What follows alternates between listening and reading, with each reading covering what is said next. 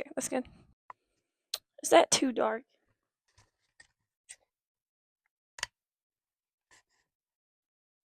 Let's try this again, boys. Nicer ambiance. Wait, I'll put something else in. I open up my curtains. No, it's too bright. Oh my goodness. That gives me very spooky vibes. Very spooky. Very supernatural. My cat's here. Hello. Hi there, buddy. Any thoughts? Opinions? What's your current political stance? Vote in the last election?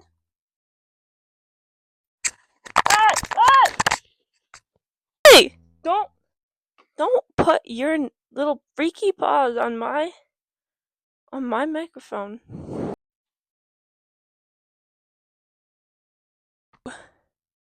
Did I scare you? And everyone pissed their pants. You should be scared, because today we're going to be talking about our paranormal friends, our transparent pals, our ghosts with another boast. I just gave it away. And we're talking about ghosts. You know them? I hope you don't know them. You love them. They wreck your crap. They move your stuff. They possess your kids, your family members, your grandma. You know, sometimes that dog. Sometimes the dog. You know the dog and the Goosebumps intro. You know, ghosts. They're usually like 18th century dead people who are very upset, or like people who recently died, or just anyone who dies. Ghosts. Ooh, okay. We're talking about ghosts. More specifically, the history of ghosts and the philosophy behind ghosts in different cultures. Now, I just want to clearly state that I am a Christian girly, G Dog #1. So I don't necessarily believe in all aspects of ghosts. I had to kiss my cat. Just letting you know that's kind of the perspective where this is coming from. You're totally free to disagree. I'm not judgmental. I think we're all allowed to believe different things and feel different things. And yeah, what is a ghost? What is a ghost? Well, it's the belief that a person's spirit can go on living even after someone has passed away. Sometimes it's like tied to different places, possesses a certain object. Basically, you know, I'm pretty sure you have seen a ghost in some movie or some form. They're everywhere. It's sheet overhead, eyes, ghost. They make people go downstairs. Yeah, they're just little silly guys, you know. They just do their own things. The beliefs of ghosts have really been around for ancient times, since like a very long time, longer than I can count. And that's why that sort of belief is why ancient people did not mess around when it came to burying the dead. Because they had this big fear that their loved ones would come back and haunt them and give them a piece of their mind, you know what I mean? Like they should. Like they should. Coming back, you know I'd be on all those people who wronged me. I have a hate list accumulated, certified, and 1, 2, and 3, and 4 are getting it. I don't think I could do more than just 4. That's a lot. Especially for one little ghost like me. I would have to like rotate. Maybe I do like weekdays and weekends, like rotated on, like one day off, one day on, you know. I don't know, I'll get there when I get there. The history of ghosts. So the first recording of an actual ghost was in Mesopotamia. in 2000 BC. The earliest form of Judaism depicted in the old Babylonian. Atrahasis. Said that right. Okay. The story of the creation of man from clay, in which flesh and blood of God would have been parted from them when they would survive death. A ghost or a gilling who would have an imprint on the person from the time that they died with the memories into the afterlife, as well as their identity, hunger, and thirst and attention. Reading that didn't make very much sense. Let me just summarize it. Basically, the Mesopotamia. back in the old days, in their old recorded Babylonian, they believed that the story of creation, so when God made man out of clay, flesh, and blood, that a part of them would survive when they died, the ghosts, or the guillotines would have imprinted on the person from the time that they died. So an imprint on them, their ghost, that spirit. Go into the afterlife. They would have their identity, but they'd still have their thirst and their hunger and attention. It's like, even after I die, I'm still hungry. Oh my goodness, I swear, I spent half my life just being hungry. It's a very tough. Yeah. So they'd be guided to death by Inazu. Nanazu. Insert how to say the word. Who died was neglected, and their corpse wasn't properly taken care of through the rituals of death. A ghost would be able to ask the god to leave. End of no return. Their insert how to say it. Their underworld, as is depicted as a dark, dusty puddle place, which it doesn't very sound like a very wonderful place to be. Probably Mr. Clean's hell. Rely on a sacrifice of cold water to Your Keller. the Lake of Rickola. Dark realm death places, because they had they had little like places you would go when you died. So spirits who were going back to living to help right their wrongs were allowed to go back up. They also believed that sickness came from the sin of a patient who had sinned against the god or the spirit, and the doctors of Mesopotamia, known as that would get rid of the ghosts and help cure their patients.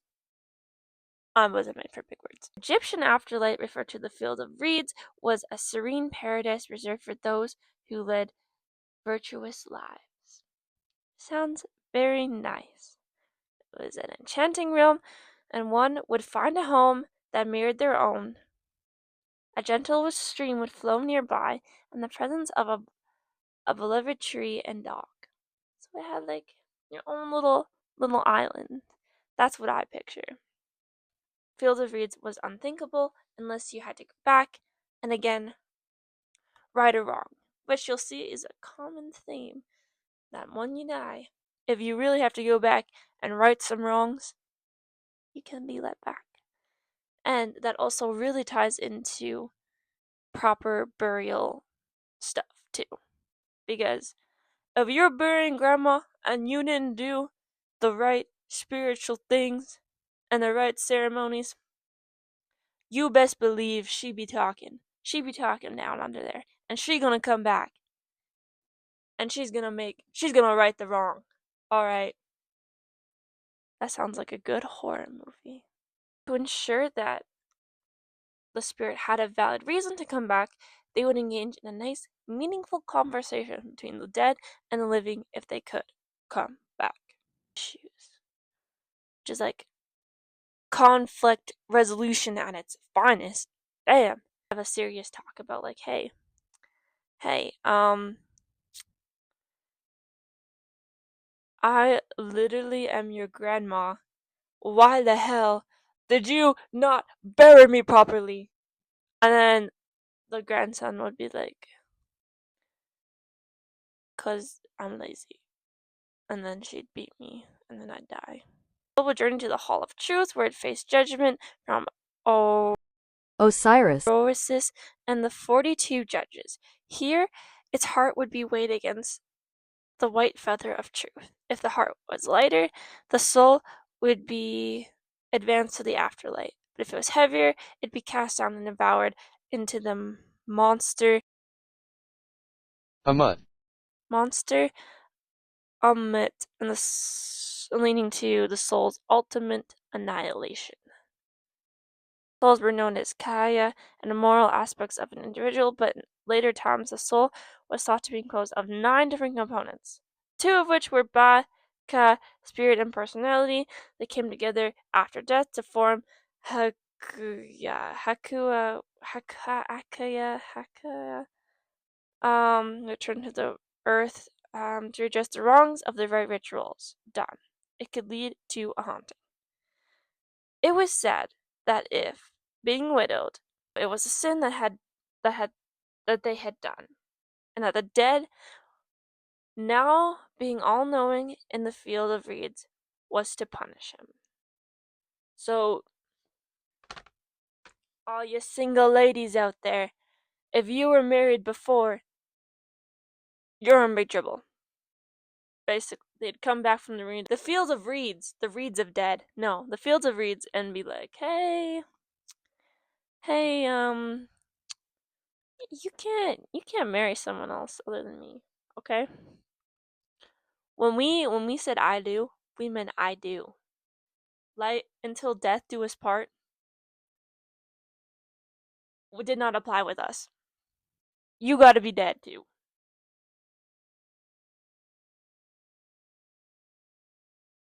You're not very good at this. You haven't said one interesting thing yet. An ancient and Greek appeared in the recordings of goodness gracious. Yeah, past literature. Villani the younger, he tells of a philosopher of Atherdonius, who rented a house with a ghostly reputation. Ooh, scary. It really is the first record of a haunted house. Cool. He determined to get rid of the spirit and he stayed the night. On the first night, he sees an apparition. Wow. Who could have expected that? Which beckoned him to follow him into the courtyard. The ghost disappeared. Very creepy. Atherdonius had the spot excavated and found human bones bound in chains. After giving them a proper burial, illustrating the ancient belief that the written spirit could find peace through the respectful burial customs. I am assuming that they stopped the ghost haunting after this, so that makes Atherdonius the first Ghostbuster, in my opinion, pretty sick. The first poltergeist in Roman times, a ghost caused by physical disturbance and loud noises of objects are falling or thrown being around. Think about the poltergeist movies that they can move stuff around, was reported in the farmhouse in Germany. A poltergeist tormented the family living there by throwing stones and starting fires, among other things. Don't gloss over the fact that he was starting fires. That's crazy. In ancient Greece, the afterlife was considered of 3 distinct realms: Apollydol, Amunus, the place of Hades. I know that one. I know this part. Okay.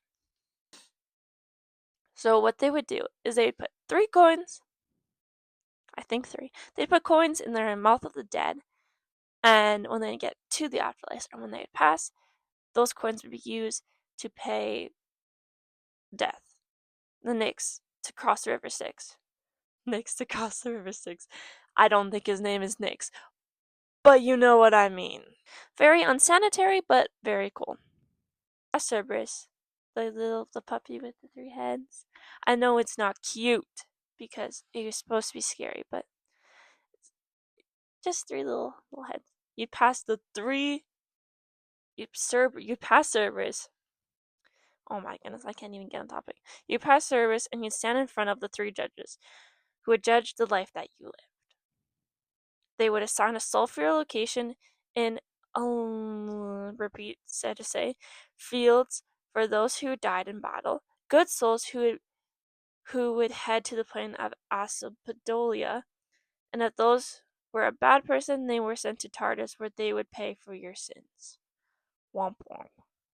Anyways, Chinese culture, ghosts were heavily in Chinese culture, ghosts were heavily influenced by their places of ancestor worship and belief that departed continued to export powerful influences over people's life.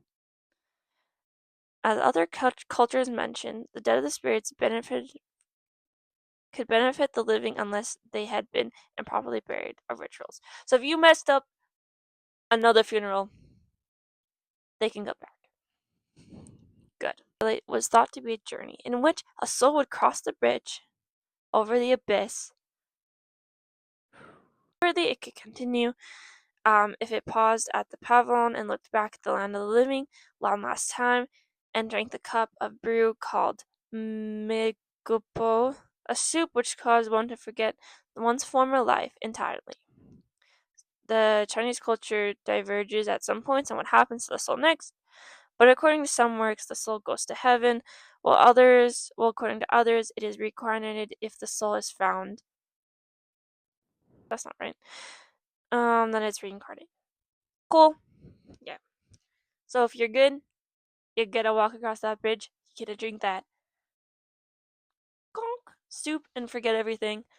Um, and then once you get across that bridge, different beliefs, different viewpoints. You can either be reincarnated or you can go to heaven. Either way, cool. You don't make it across that bridge falls. So that place. Stretch out for this one. I'm going to read you the story of no, I can't say any of the names. So Google, please help me. The writer of the Pu Songlin book stories of 16 CE. Not 16. 16 ACE. No, I'm also gonna only books. Okay. Cut that out. Cut it out. But where he is visited by a ghost of a maiden Neil. She tries to seduce him, but he resisted, owing to his belief in various conduct. Two other travelers who come to stay at the temple are found dead the next morning, with holes piercing in their soles of their feet, and their blood drained. Wow, nice tip. Neil comes to respect Ning's virtues in resisting her advances and tells him that she died in the temple when she was only 18 years old and came under control of a monster demon who inhabited the ground where she was buried. This monster requires her to seduce travelers and drain their blood, which she then feeds to him. Ning dug up Neil's remains and carried them home with him, where he reburied them near his house and having performed the appropriate funeral rituals for the girl, he turned to leave her grave. But she calls out to him, and he finds she had returned to the life of the living due to various virtuous conduct, and his effort in burying her properly. Ning and Neil are married. As the story goes, they live happily ever after with children. And that's how I met your mother. Beautiful story. Like, why can't a man do that for me? Like, you know what I mean? Like, where's my guy like that? Screw Romeo and Juliet. I like this story better. If he isn't willing to forgive you for murder, ladies, he's not the one. If he saves you from a spirit demon guy, green flag. Okay. India, where ghosts are known as boots and appear as humans but with backwards feet. Which crazy. How do you find shoes? How does that mean you can never count your toe, like you never can touch your toes? How what? I just want thought to appear backwards to symbolize that something has gone wrong. I agree. That seems very wrong. And their spirit was in an unnatural state. Again, very wrong. Why are your feet backwards? Truth materialize when a person dies before their time on Earth. Since they were unable to enjoy the fullness of lives, they returned to Earth in the hopes of possessing the body of someone living. Ghost possessions include the spirit of reanimating their corpse, a great concern in ancient India. And some scholars maintain that this led to the practice of cremating the dead. I would be scared of that too. I'd be terrified of that. I would say that is probably one of the most scariest things about ghosts. That they can like either crawl up inside of me and I'm living, or they can reanimate their corpse and it's basically a zombie. And that's like too scary. That's too scary. Actually, make a horror film about booths. I hope I'm saying that right. Hoots. Boot. Google. I don't mean to disrespect anyone's culture. I'm just very white. What I say? Oh yeah, do a horror film about booths. Literally, ghosts and zombies, 2 in 1. That's pretty cool. I would watch that. That sounds awesome. Particularly dangerous booth was known as a Curtail. kota. I don't know. Google help me. Which is the spirit of a woman who has died in childbirth. This goat was thought to be encountered at the crossroads in an intersection, and it would make advances of friendship to the living. That doesn't sound bad. My broken English was terrible, but this doesn't sound. I want friendship of the living. If the living person was a woman, the Kuja would seek to steal her child or to possess her body, and if it was a man, it would seek to seduce and kill him. Okay, never mind. When the booth had out its time lived out its time.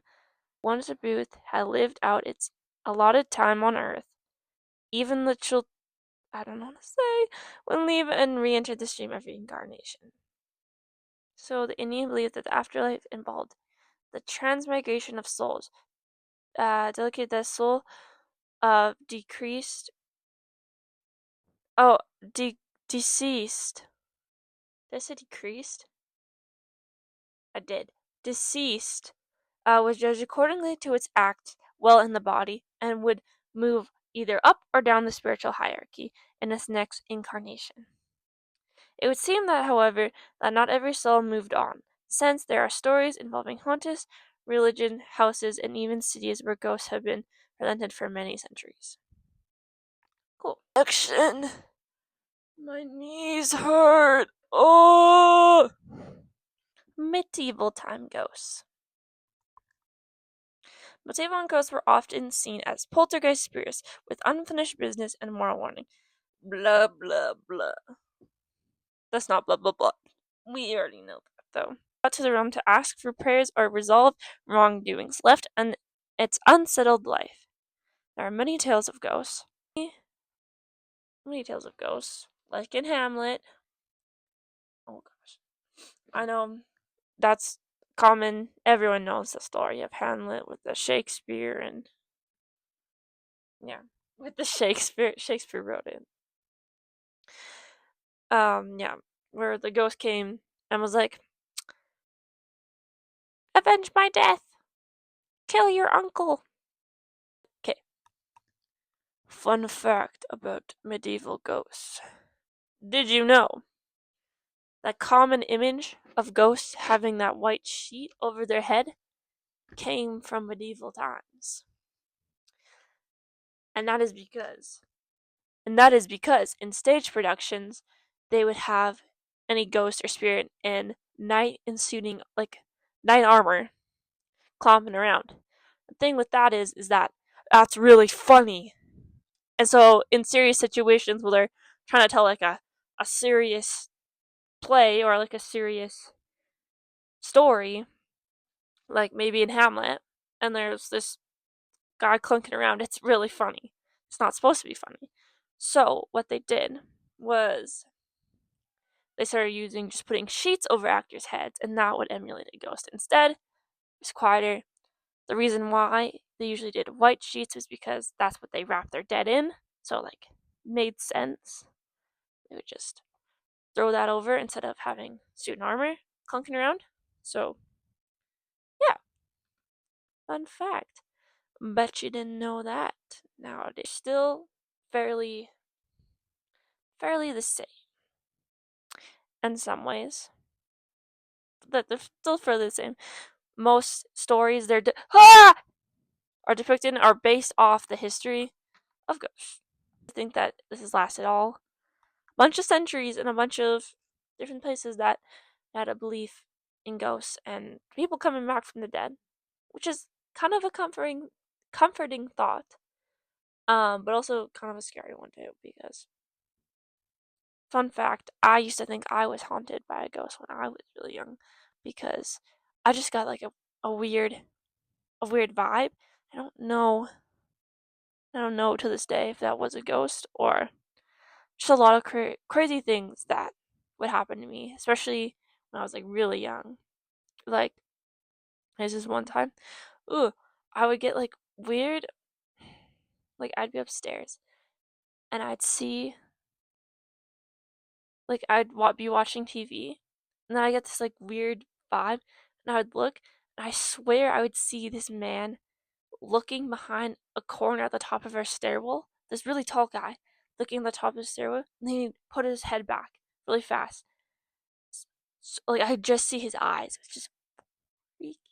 I was like, someone there? And this would happen to me a lot. So like eventually I just got used to it. I was like, oh, there he goes again. But spooky. Could have been a ghost. My very bad womp womp story of a ghost, because I don't exactly remember it, was not very good. But maybe other people have had better experiences. So I'm gonna read some ghost stories.